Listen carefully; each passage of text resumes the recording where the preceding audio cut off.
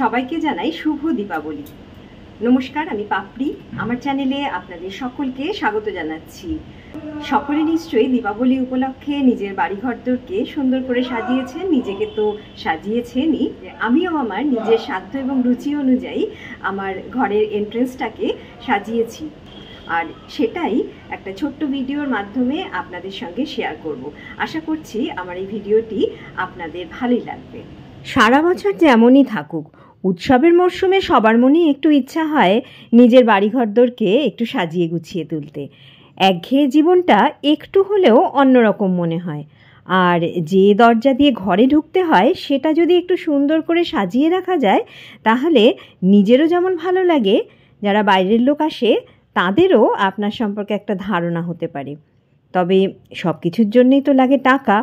ওই যে কথায় আছে না, যত গুড় দেবে তত মিষ্টি বাড়বে। কিন্তু দামি দামি জিনিস কেনা সবসময় তো সম্ভব নয়।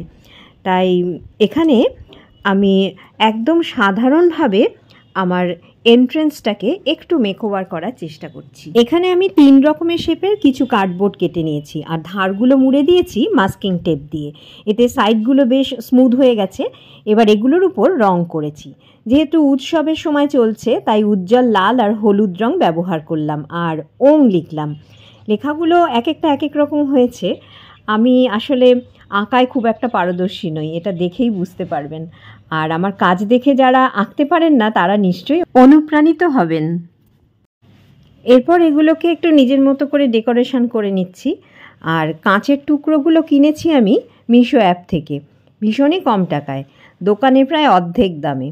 ফেভিকলের আঠা দিয়ে এগুলো বসিয়ে দিচ্ছি, আর পাতার মতো শেপে কাটা কার্ডবোর্ডগুলো একটু শিরা করে দিচ্ছি যাতে রিয়েল মনে হয়। ঘরে থাকা টুকরো কাপড়ের উপর এবার লেস বসিয়ে নিচ্ছি, ব্যাপারটা একটুখানি গর্জিয়াস যাতে হয়। আর মাপ নিয়েছি দরজার চৌকাঠের। এইবার তো নিশ্চয়ই বুঝতে পারছেন যে আমি এটা একটা দরজার তোরণ বানানোর চেষ্টা করছি। বাঙালিরা তোরণ মানে দরজাতে লক্ষ্মী পুজোর সময় মালির ফুল লাগায়, আর উৎসব অনুষ্ঠানে আম পাতা ফুল দিয়ে সাজায়। তবে আমি যেটা করছি সেটা হচ্ছে উত্তর ভারতীয়রা এই ধরনের তোরণ বেশি ব্যবহার করে।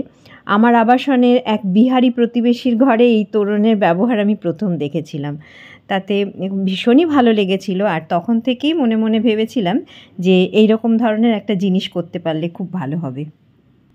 কার্ডবোর্ডের টুকরোগুলোকে এবার আমি পছন্দ মতো সাজিয়ে স্টেপলার দিয়ে আটকে নিয়েছি। আর আরও একটা ওয়াল হ্যাঙ্গিংও তারপর বানিয়েছিলাম, কিন্তু ভিডিওটা যাতে বড় না হয়ে যায় সেই জন্য এটা স্কিপ করে গেলাম। একই রকমভাবেই বানিয়েছি, তবে এখানকার যে ওং শব্দটা লিখেছি সেটা মোল্ডিড দিয়ে বানিয়েছি। সাজানো গুছানোর আগে জায়গাটা একটু পরিষ্কার করে নিচ্ছি। আর এই ছিল আমার গত বছরের লুক।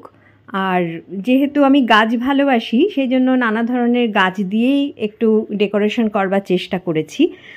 এবার এই জিনিসগুলো একটু এদিক ওদিক করে আমি পুরো জায়গাটা একটু চেঞ্জ করব।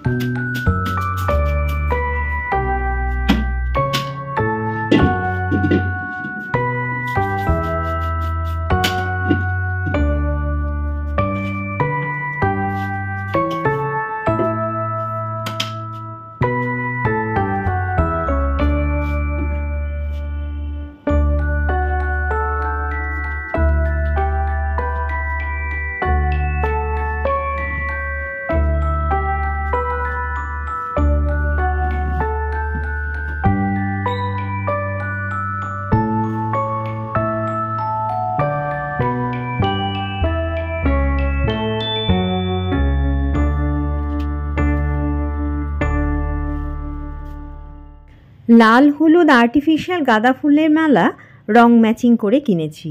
এইবার একে একে এগুলো সেট করে দেওয়ার পালা।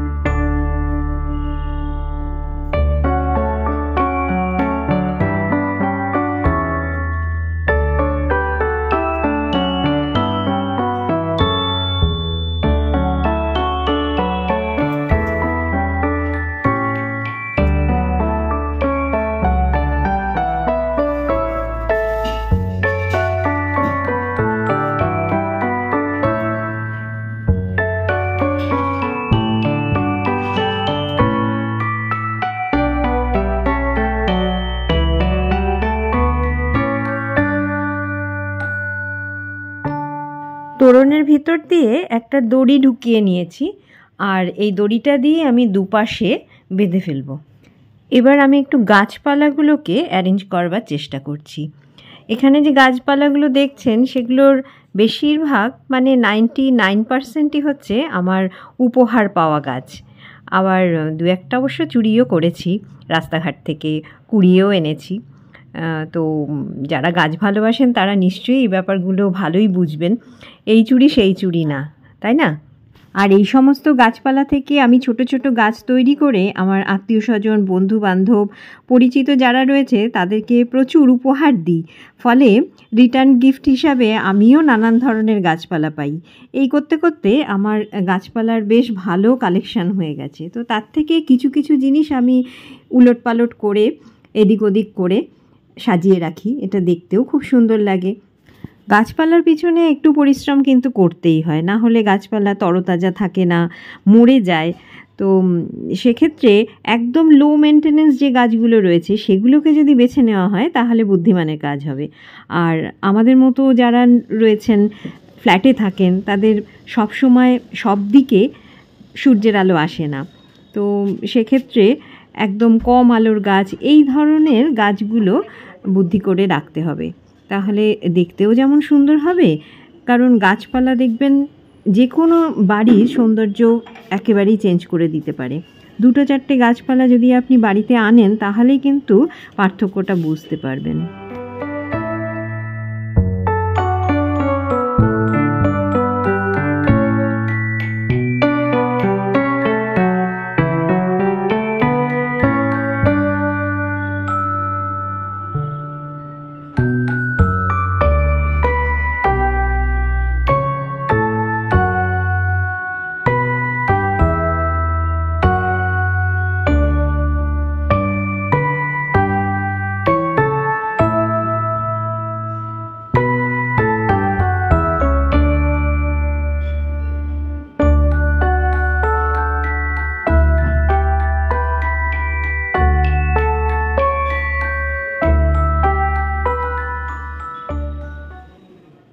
এইবার তাহলে ফাইনাল লুকটা দেখা যাক।